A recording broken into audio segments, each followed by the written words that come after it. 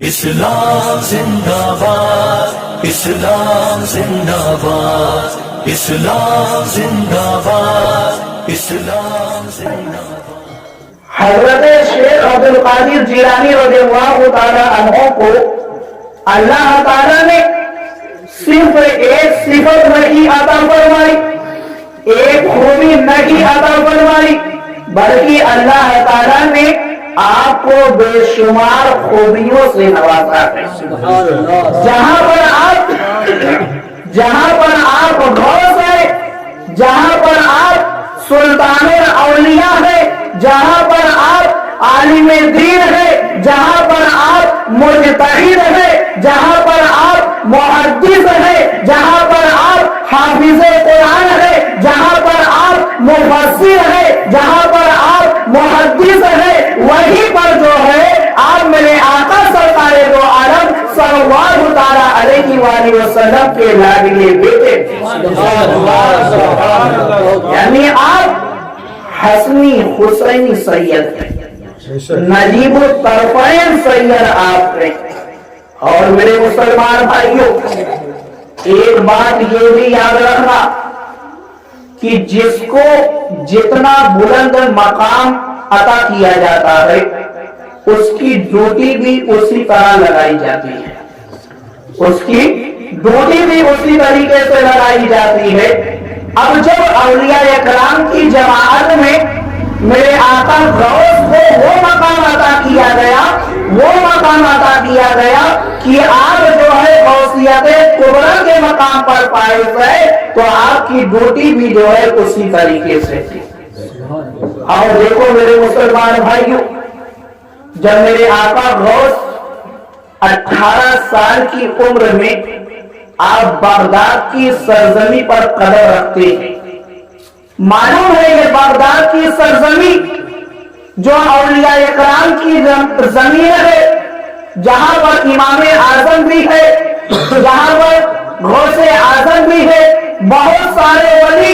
Baghdad کی سرزمین پر گزرے ہیں۔ مگر میرے مسلمان بھائیوں، جب میرے آقا غوث بغداد کی سرزمین پر تشریف لے جاتے ہیں، آپ کی عمر جو ہے 18 سال ہے، آپ 18 سال کی عمر میں جو ہے بغداد کی سرزمین پر قدم رکھتے ہیں۔ اس وقت بغداد کا عالم کیا تھا؟ جب آپ تاریخ کو اٹھا کر دیکھیں گے تو تاریخ جب آپ پڑھیں گے تو آپ کو یہ بات بھی ملے گا کہ وقت کا مجتہد، وقت کا مجدد جو ہے امام غزالی جیسا بغداد چھوڑ کر جا رہا ہے، بغداد چھوڑ کر جا رہا ہے۔ کیوں؟ اس وجہ سے کہ بغداد کے اندر اتنے خرافات تھے کہ امام غزالی علیہ الرحمہ اصلاح کرتے آپ بالکل پریشان ہو گئے تھے، یہاں تک کہ آپ نے یہ فیصلہ کیا تھا کہ اب میں جو ہے بغداد چھوڑ کر چلا جاؤں گا۔ میرے مسلمان بھائیوں، آپ بغداد کی تاریخ کو اٹھا کر دیکھیں، جب میرے آقا غوث بغداد کی سرزمین پر پہنچتے ہیں تو وہاں کے جو نوجوان تھے، نوجوان نشے کے عالم میں جو ہے وہ ہمیشہ رہا کرتے تھے، یعنی نشہ کی عادت ان کے اندر اس قدر آ گئی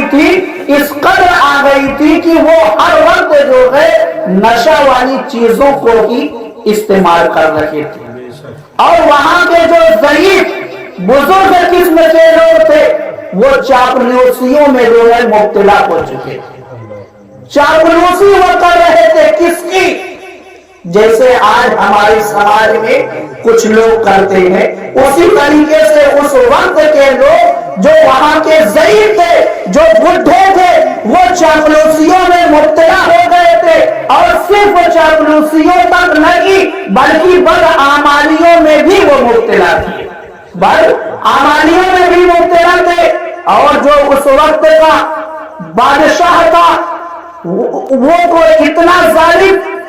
ظالم کہ کمزوروں پر اس قدر ظلم کر رہا تھا کہ غریب جو ہے اللہ کی بارگاہ میں فریاد کر رہے تھے۔ اور میرے مسلمان بھائیوں یہی تک نہ کی بلکہ خانقاہوں میں جعلی پیر اس قدر پیدا ہو گئے تھے جو اپنے آپ کو صوفی کہتے تھے، اور جیسے آج کے کچھ جعلی پیر جو ہے کہتے ہیں کہ ہم کو نماز روزے کی ضرورت نہیں ہے، اس وقت میں بھی جو جعلی پیر صوفی تھے وہ بھی یہی کہہ رہے تھے کہ ہم کو شریعت کی ضرورت نہیں ہے، ہم طریقت کے ذریعے سے اللہ تک پہنچ گئے۔ اس وقت یہ بھی فتنہ پایا جا رہا تھا، اور صرف یہی تک نہ کی اور آگے بڑھے، جب اور آگے آپ بڑھتے ہیں علماء سو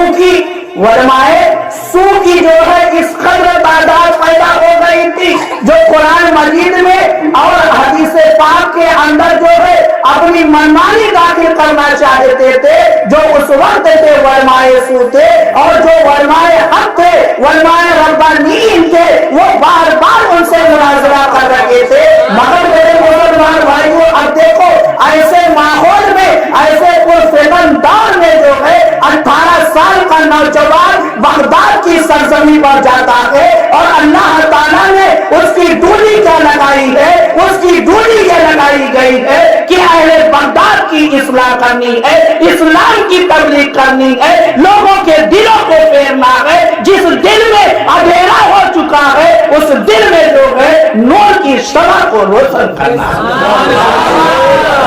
میرے مسلمان بھائی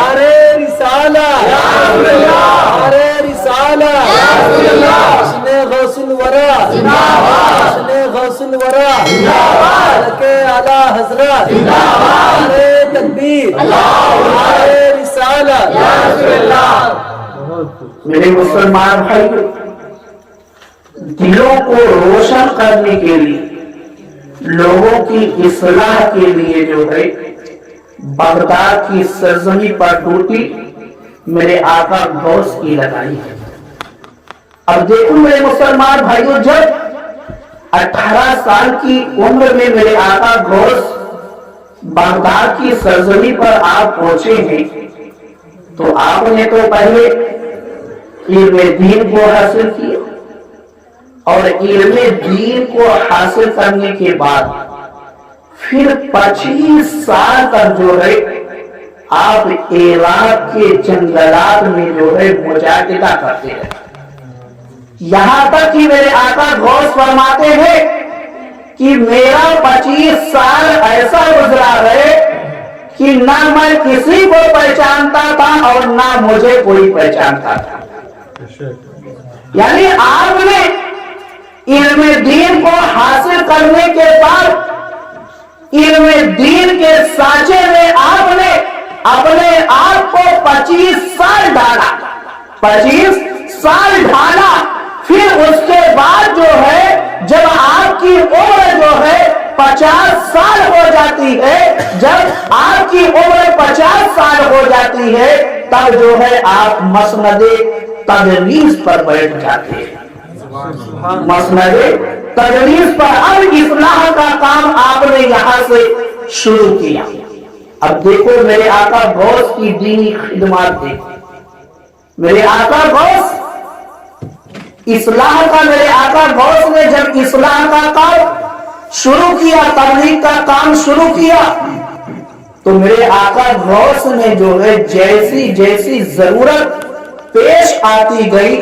اس طریقے سے جو ہے لوگوں کے لیے آسانیاں آپ دیتے گئے۔ جیسے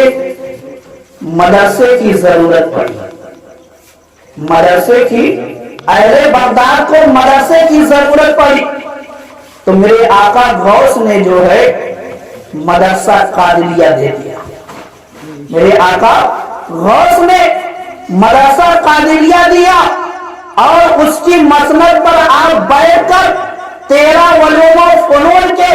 ایسے دریا بہائے، ایسے دریا بہائے کہ بغداد کی سرزمین پر گھر گھر جو ہے اہل دین، علم والا، اہل حدیث اور قرآن سے معرفت رکھنے والا، قرآن کا علم رکھنے والا، حدیث کا علم رکھنے والا، وقت کا ولی جو ہے پایا جانے لگا۔ جب آپ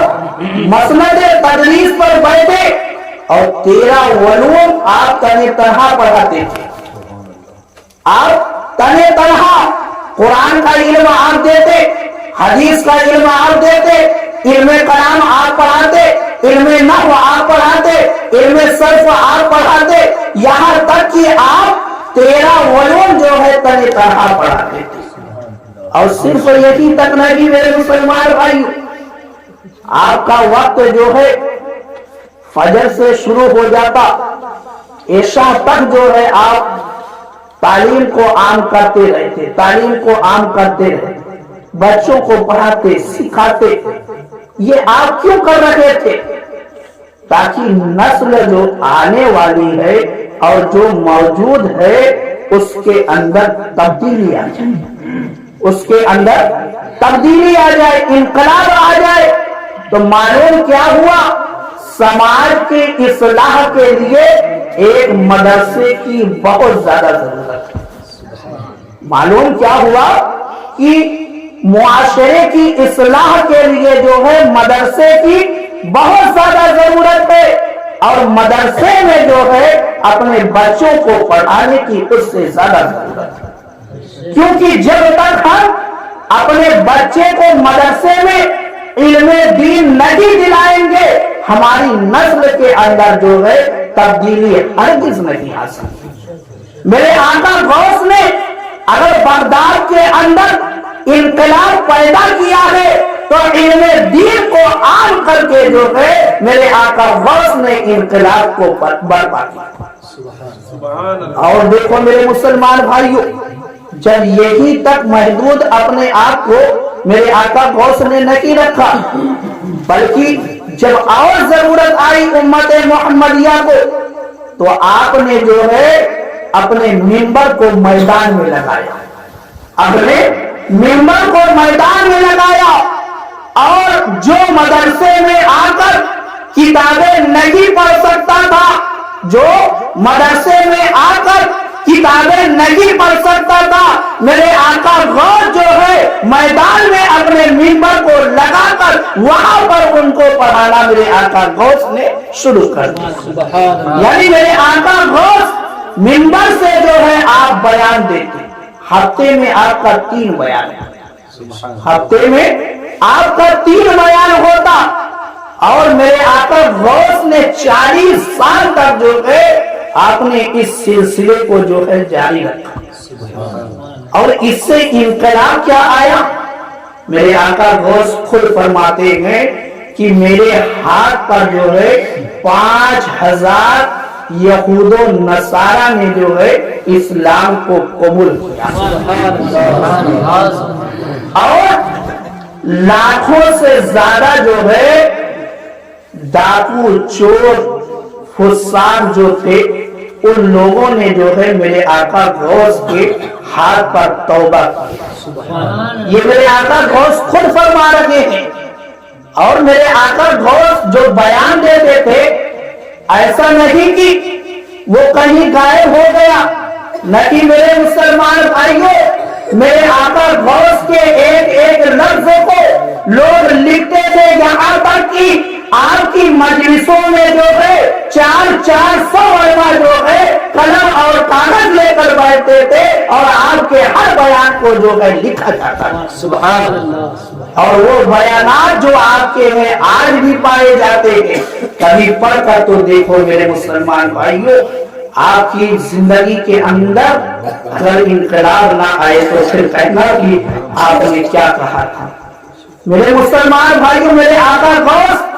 نے کس طریقے سے جو ہے دینی خدمات انجام دی ہے. اور جب امت محمدیہ کو کتاب کی ضرورت پیش آئی کہ کتاب امت محمدیہ کو دی جائے,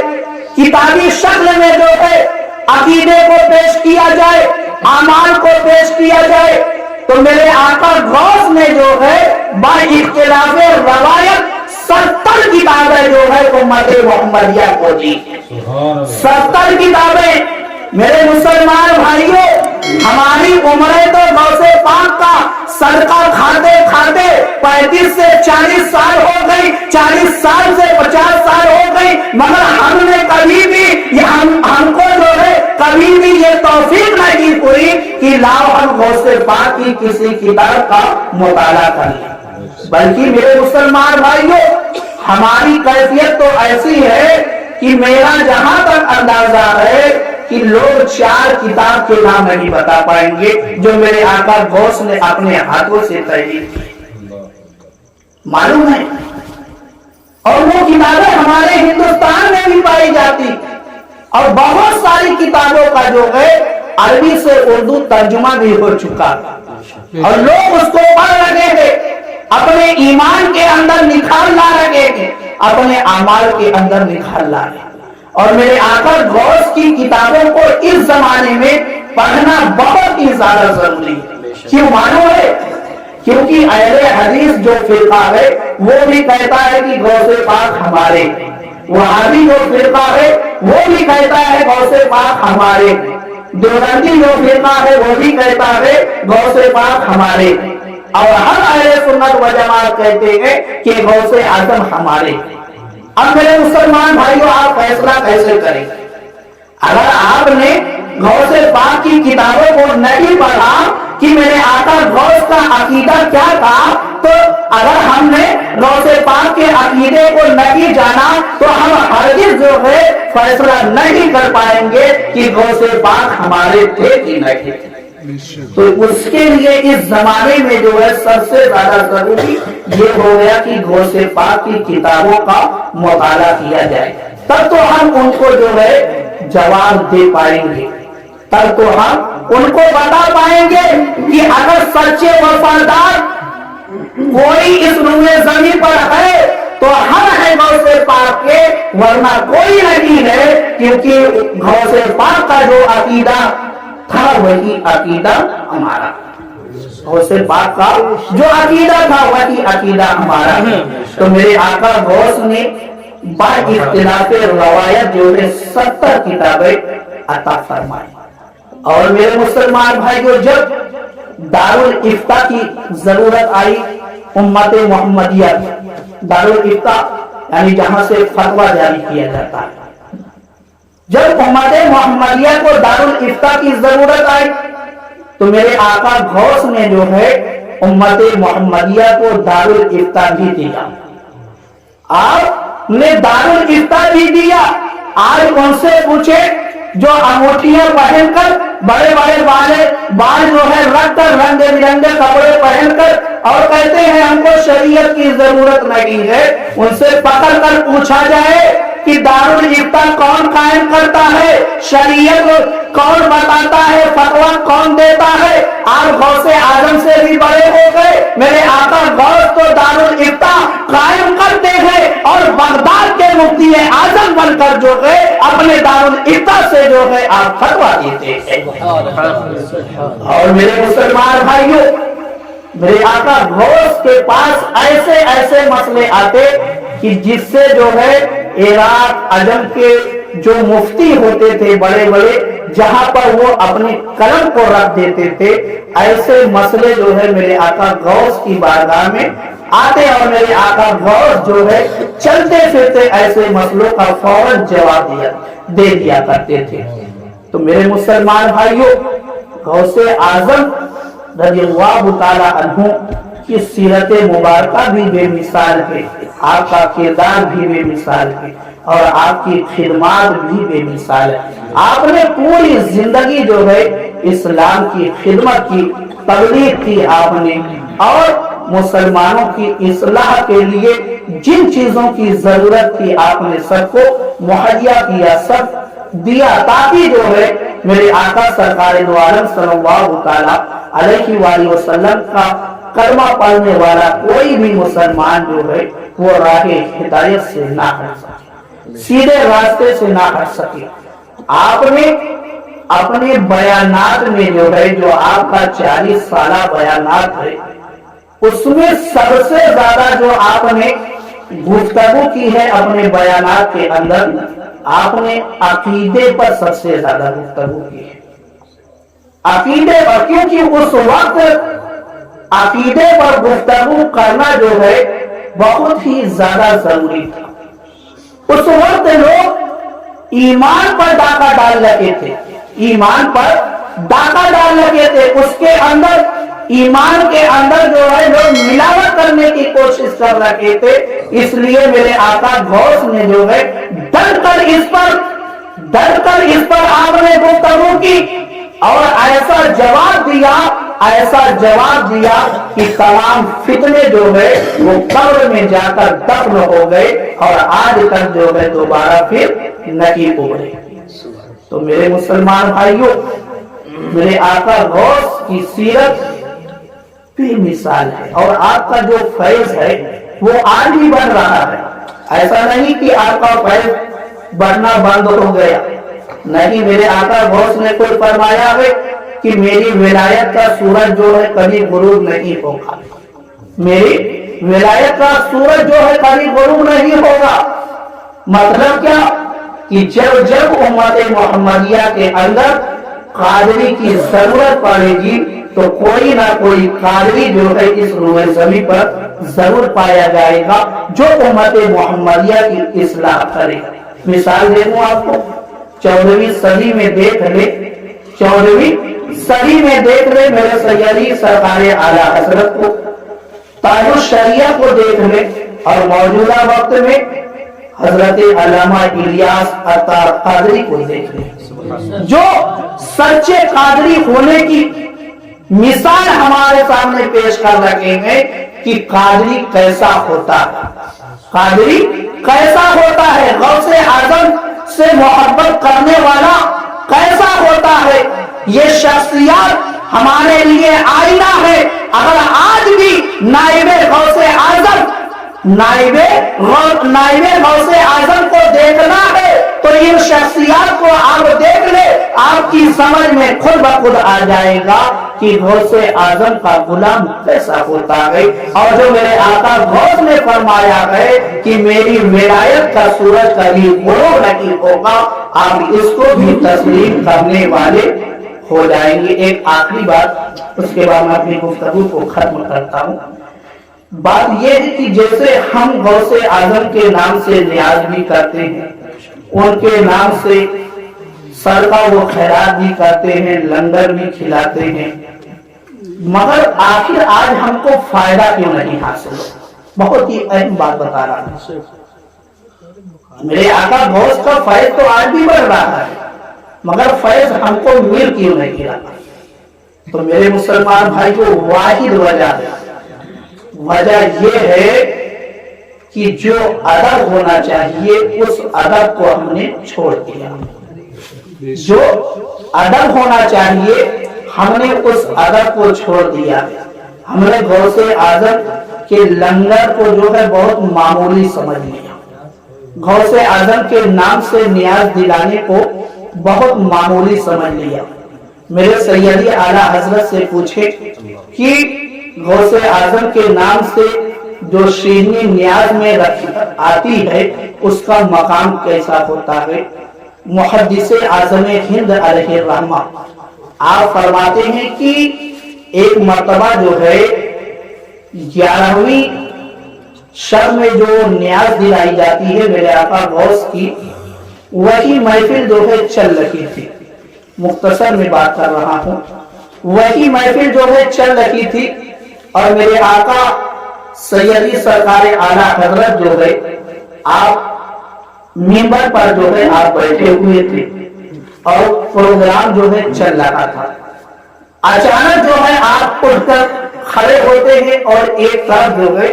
جانے لگتے ہیں۔ لوگوں نے دیکھا کہ اچانک ایسا کیوں ہو گیا، کوئی معاملہ پیش آ گیا،